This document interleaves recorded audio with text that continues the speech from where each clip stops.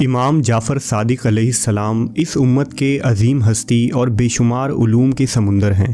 امام جعفر ہی کے تعلیمات اور علمی فیض سے فقہ، شریعت اور معاملات کی دولت اس امت کو ملی۔ امام کا علم صرف فقہ، حدیث اور علم الکلام تک ہی محدود نہیں تھا، بلکہ فزکس، کیمیا، طب اور بے شمار جدید علوم کی ابتدا بھی آپ ہی سے ہوئی۔ جعفر صادق صرف امام عرب ہی نہیں ہیں، بلکہ مغربی دنیا اور یورپی ممالک نے بھی آپ کے علم کو تسلیم کیا ہے اور آپ کی لکھی ہوئی کتابوں کو اپنی زبان میں ترجمہ کر کے جدید سائنس کی بنیاد رکھی۔ آج دنیا جس سائنس اور ٹیکنالوجی کی بنیاد پر خلاؤں کو تسخیر کر رہی ہے، اس کی بنیاد نبی کریم صلی اللہ علیہ وسلم کے اسی فرزند نے دنیا کے سامنے لایا تھا۔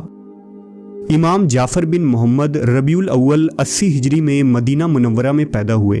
آپ کے والد محمد باقر اور دادا امام سجاد عبادت گزاروں کے امام تھے اور نبی صلی اللہ علیہ وسلم کے نواسے امام حسین کی اولاد تھے۔ 12 برس آپ نے اپنے جد امام سجاد کے زیر سایہ تربیت پائی۔ اس وقت واقعہ کربلا کو صرف 12 سال گزرے تھے جب امام جعفر کی پیدائش ہوئی، لہذا مدینہ منورہ اور خاندان رسول میں دن رات شہادت حسین کا تذکرہ اور اس غم میں گریہ و زاری کی آوازیں سنائی دیتی تھی۔ چنانچہ امام جعفر نے بھی عمر بھر اپنے جد مظلوم امام حسین کی یاد قائم رکھنے کی کوشش کی۔ جب آپ جوان ہوئے تو اس وقت دمشق میں اموی بادشاہ حشام بن عبد الملک کی حکومت تھی۔ علم اور حکمت امام جعفر علیہ السلام کو وراثت میں ملی تھی۔ آپ آل محمد کے چشم و چراغ تھے۔ تمام عالم اسلام میں آپ کی علمی جلالت کا شہرہ تھا، یہاں تک کہ آپ کے شاگردوں کی تعداد 4000 تک پہنچ گئی تھی، جن میں فقہ کے علماء، تفسیر کے متکلمین اور ناظرین اور قاضی بھی شامل تھے۔ آپ کے دربار میں یہود و نصارہ بھی آیا کرتے تھے، دہریہ اور قدریہ بھی آتے تھے اور آ کر سوالات پیش کیا کرتے اور امام ان سے مناظرہ کیا کرتے۔ سوال یہ اٹھتا ہے کہ امام جعفر کو اتنے سارے علوم میں دسترس کیسے حاصل تھا؟ دراصل مورخین کا ماننا ہے کہ امام نے کسی مدرسہ میں تعلیم حاصل نہیں کی اور نہ ہی کسی استاد سے علم سیکھا، بلکہ آپ کا علم نسل در نسل سینے سے منتقل ہوتا رہا، جس سے ثابت ہوتا ہے کہ امام نے جس علم کی روشنی دنیا کے سامنے بکھیری وہ دراصل محمدی علم تھا۔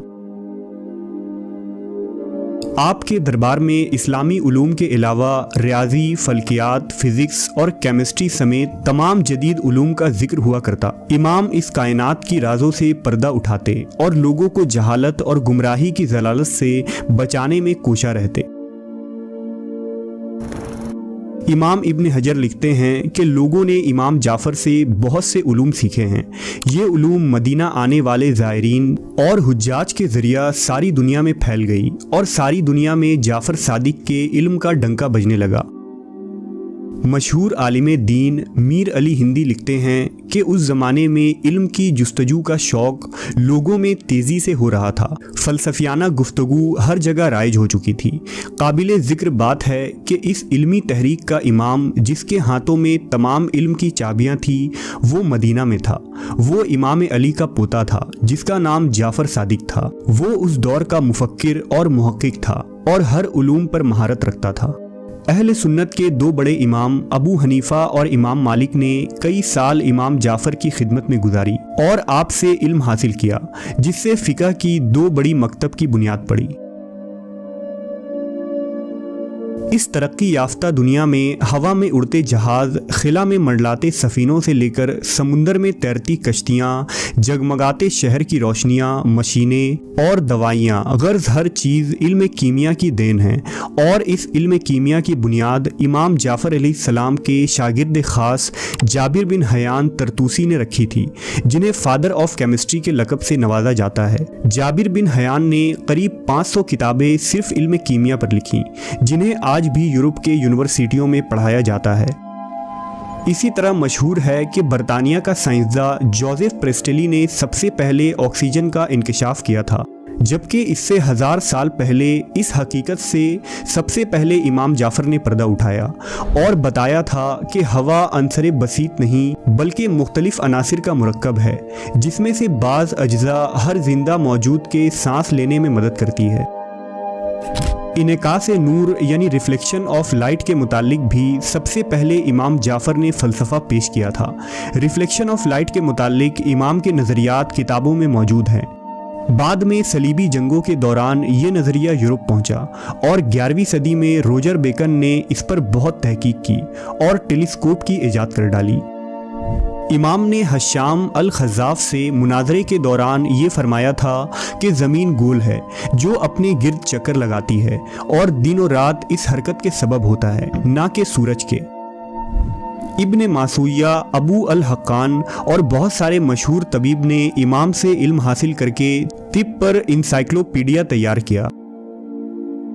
شوال 148 ہجری کو منصور عباسی خلیفہ کے دور میں جب ملوکیت ہر طرف ظلم و بربریت مچا رہی تھی اور کلمہ حق کہنا مشکل ہو گیا تھا، اس فتنے کے دور میں امام جعفر نے باطل کے آگے سر جھکانے سے انکار کر دیا، جس کے نتیجے میں آپ کو شہید کر دیا گیا۔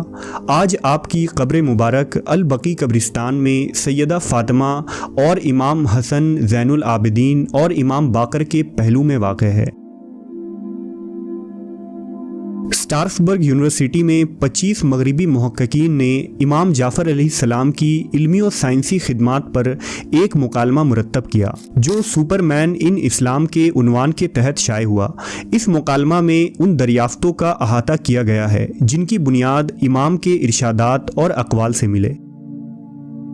امام جعفر علیہ السلام کی سیرت ہمیں یہ سکھاتی ہے کہ علم سے مراد صرف علم دین نہیں ہے، بلکہ وہ سارے علوم جن کا تعلق انسانی اور معاشرتی ترقی سے ہو، خواہ وہ فزکس، کیمسٹری، بایولوجی یا میتھمیٹکس ہو، علم کے احاطے میں آتا ہے، جس کی ابتدا اس امت کے ائمہ یعنی آل محمد سے ہوئی تھی اور جس علم کو حاصل کرنا ہر مسلمان پر فرض ہے۔